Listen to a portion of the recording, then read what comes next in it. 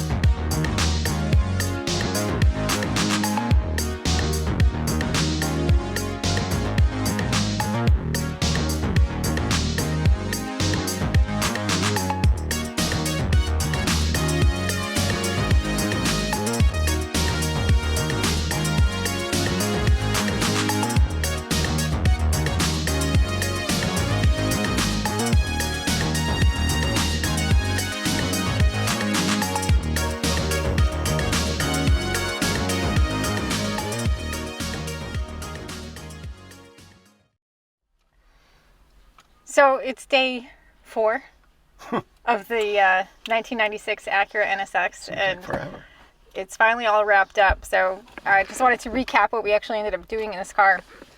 After John got it taken apart and found that there was issues with both amplifiers, we did give the client the option to get them repaired, and he's like, why don't you just change the radio? And I was like, I don't think you want to do that. It's a pretty rare vehicle, and we'd have to cut up the dash to do that and make a whole new bezel. And who knows how long he's going to keep the car. And we just really wanted to add Bluetooth audio. The car actually had an old, what was it, USA spec? Yep, USA spec. USA spec iPod, 30-pin iPod interface. And that had an aux input. Right.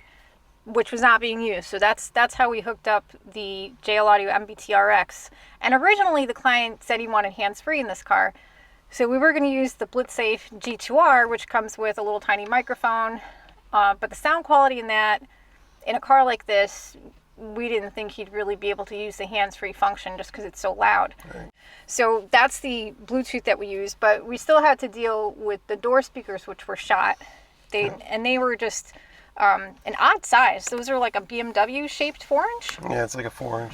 So John found a set of some Audison BMW specific speakers that we had in stock that worked. But did you try anything else too? I did. What did you try? I tried JBL. Okay, yeah. 4-inch. The Club Series. Right. But I first tried to make an adapter for it, but it just didn't sound right. It didn't sound good. Because they're in an enclosure. It's not just that they're in the door panel, they're in this Bose enclosure. Yeah. So it's really kind of tuned for those original stock speakers, and you had to try a couple different things to find something that actually sounded good. Yeah. And it actually sounds really good. Yeah. I was actually really surprised. And then for an amplifier, use the JL Audio MX280/4, which I totally forgot doesn't have signal sensing. So how did you find the remote turn on? I had to go through ignition. Straight to ignition. Yeah. And Accessory. There's no pop or anything. nice. What other crazy things did we run We into? used the factory sub, Yeah, the factory sub. but we took which is the in amplifier out of passenger it. And footwell. we used the JL amp to run that, and to run The single speaker the little right tweeter between us. in between. That was working. Yeah, it sounded good. Yeah, I mean, for a stock system, this car sounds great. And now he has a way to stream music from his phone, so he has some updated technology, but everything still looks stock, which And is direct really iPod nice. plug in too. Yeah, so if he does still have an old school 30-pin iPod, or even wanted to use the lightning adapter for a little bit better sound quality, he still has that option. It still has FM and tape. Yeah. But it's always an adventure. Just today, when he thought he had the car wrapped up, went to start it up and it wouldn't start. And that was a little bit of a panic. And found that something was just unplugged at the keyless module, which fell out of the dash basically when you And it went was to really hard remove to the stock find, sub. but we found it.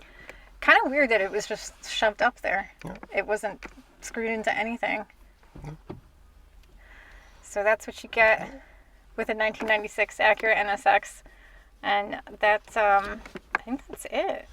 Any other hope so. crazy, any other crazy things about this No. car? No. No. No.